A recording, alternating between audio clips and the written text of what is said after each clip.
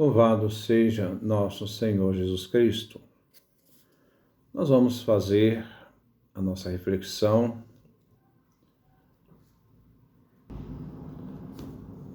sobre a história da revelação no Novo Testamento, nosso segundo encontro. Vamos então dar esta continuidade. Assim se corrige a concepção escatológica ligado aos fins dos tempos extremista, de dois teólogos, A. Schweitzer e M. Werner.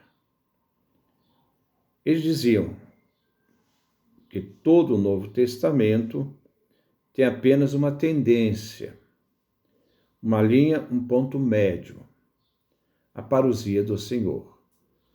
O Novo Testamento tem só, enfim, a realidade última do Senhor, o fim dos tempos, a parousia, o fim.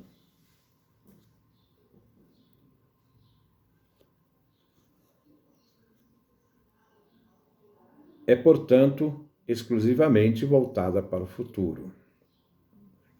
Então, essa é uma perspectiva extremista, né? Uma concepção escatológica extremista desses dois teólogos. Sem dúvida, a esperança do regresso do Senhor, e com o regresso do Senhor, do advento de seu reino, em pleno poder, é bem viva no Novo Testamento. Está presente, né, com intensidade em todo o Novo Testamento, essa realidade, essa perspectiva escatológica. O fato de a esperança cristã primitiva ser mais intensa do que a judaica poderia dar a impressão de que, após o Novo Testamento, a escatologia futura ocupe um lugar central. Contudo, intensidade não é o mesmo que ocupar um lugar de centro. Uma coisa não deve, portanto, ser confundida com a outra.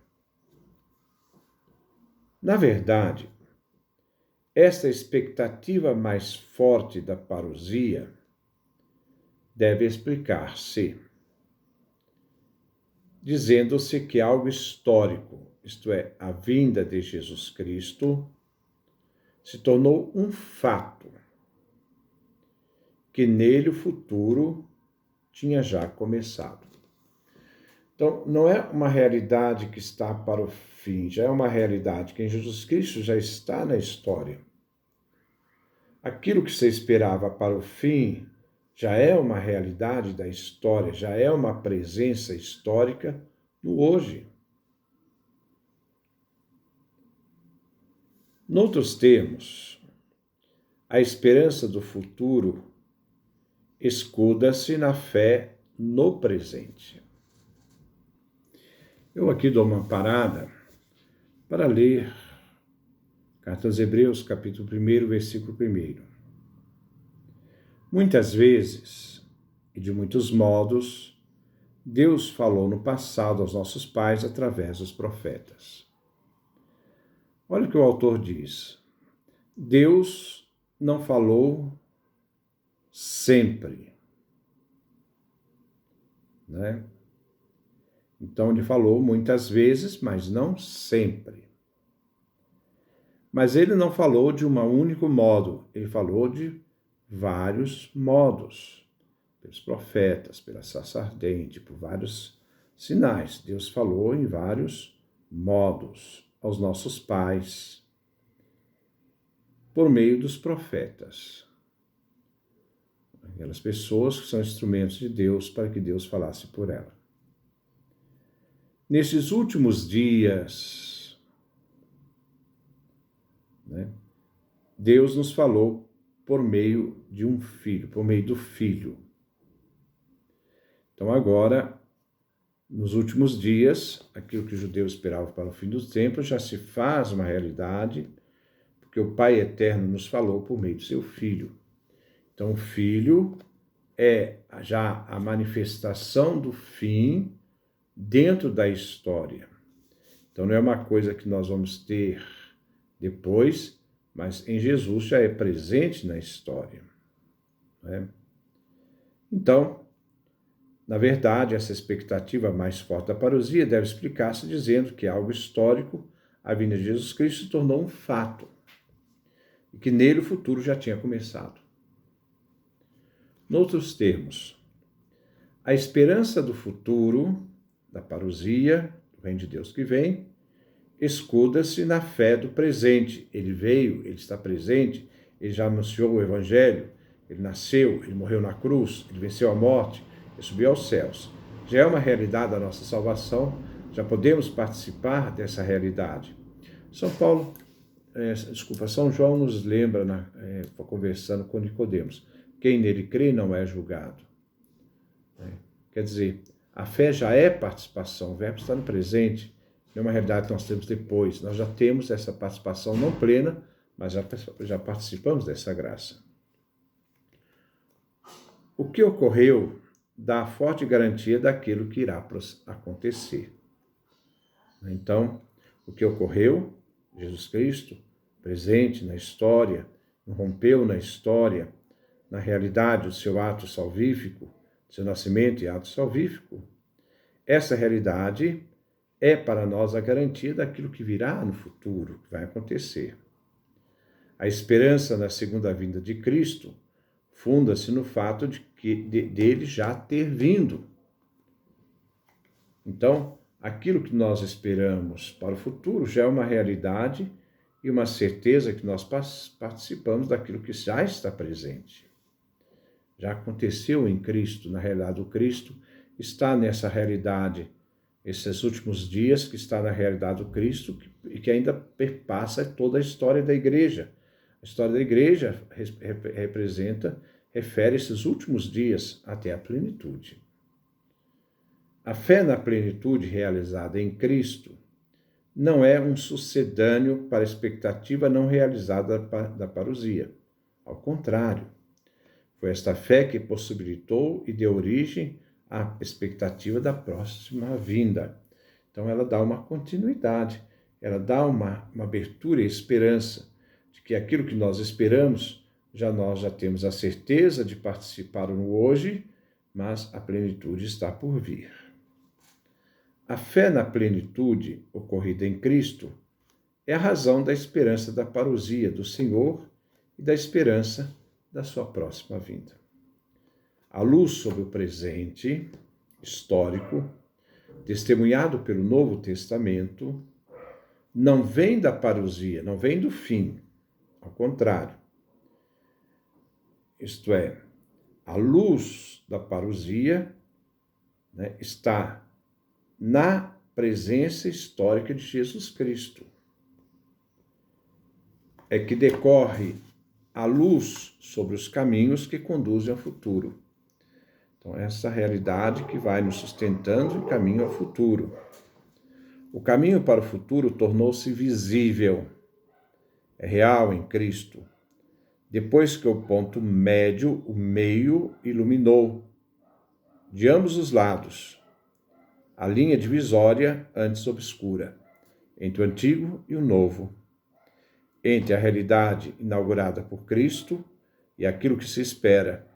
Mas entre a realidade inaugurada por Cristo e aquilo que se espera, ainda tem essa caminhada da igreja que manifesta os últimos dias. A plenitude da revelação, no sentido do hoje, no âmbito do Novo Testamento, pode ainda ser vigorosamente expressa, dizendo-se que aquilo que em Cristo ocorreu, aconteceu uma vez por todas. O nascimento de Jesus, sua morte na cruz, sua ressurreição, sua ascensão, a morte de Cristo, Jesus, e sua ressurreição aconteceu uma vez por todas, definitiva.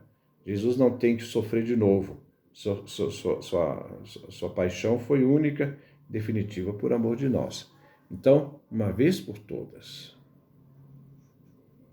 O que ocorreu na revelação neotestamentária, enquanto plenitude, deve ainda ser defendido contra o perigo de outro equívoco, engano. Então, engano consistiria no seguinte: então, uma outra realidade que faz perder o sentido pleno da nossa concepção de que aquilo que nós esperamos já é uma realidade. O futuro é construído a partir dessa realidade que nos abre a esperança da construção da história até atingirmos o objetivo final. O Antigo Testamento, que como promessa é sem dúvida um testemunho de Cristo, o Antigo Testamento prepara a chegada do Cristo. Então, o Antigo Testamento é um testemunho de Cristo, se identificaria de modo extremo com a mensagem neotestamentária, na medida em que ele não fosse mais revelação sobre o tempo anterior de Cristo. Ou seja, o Antigo Testamento não seria uma espécie de pedagogo para Cristo, mas uma obscura e misteriosa apresentação dos fatos, da figura e da história de Jesus. Segundo essa concepção, em última análise, o Novo Testamento estaria contido no Antigo e não passaria de uma nova apresentação do que era conhecido, não. O Antigo Testamento, ele tem a sua função pedagógica, porque ele prepara toda a história para o evento Cristo. E assim que Jesus nasce, e toda a mensagem do Evangelho, a sua paixão, sua morte e ressurreição e ascensão, e a história da Igreja, toda essa realidade, mostra que todo o Antigo Testamento foi uma preparação para isso. Tanto é que quando nós lemos o Antigo Testamento como cristão, nós lemos à luz de Cristo, porque é Cristo que se torna toda a chave de leitura para todo o Antigo Testamento, a história da revelação do Antigo Testamento. Assim, Antigo e Novo Testamento, dentro dessa perspectiva, que não é a melhor, não é real, não se deve em nenhum momento, é uma visão extrema, o Antigo e o Novo Testamento não seriam grandezas conversíveis. Tal modo de pensar que teve suas mais conhecidas expressões, como Vischer, que é um teólogo da época, só seria possível se menosprezássemos a historicidade, ou dela prescindíssemos se igualássemos entre si doutrinas e ideias de tempos diversos, atemporais, fora do contexto, enfim, se os julgássemos sem valor. Ante o fato da plenitude, o mérito e o sentido próprios existente na preparação histórica e salvífica na promessa. O Antigo Testamento fornece-nos uma etapa e uma parte da história da salvação. Isso nós devemos ter sempre claro isso. É uma etapa, é uma parte da história da salvação. Diversas das que não são proporcionadas pelo novo. O exemplo que a gente pode dar é sobre a questão da conversão. Até João Batista, a pregação era: convertei-vos, fazei penitência para ser perdoados. No Novo Testamento é diferente. O anúncio de Jesus, Marcos 1, 14, 15. Convertei-vos, metanoia, mas a conversão não é para a penitência. Mas convertei-vos, a perspectiva do Novo Testamento. Mas para quê? Para crerdes no Evangelho, na mensagem anunciada por Jesus e também tendo Jesus como anunciador. É uma disposição para a fé do anúncio do Evangelho de Jesus, que é o anunciador.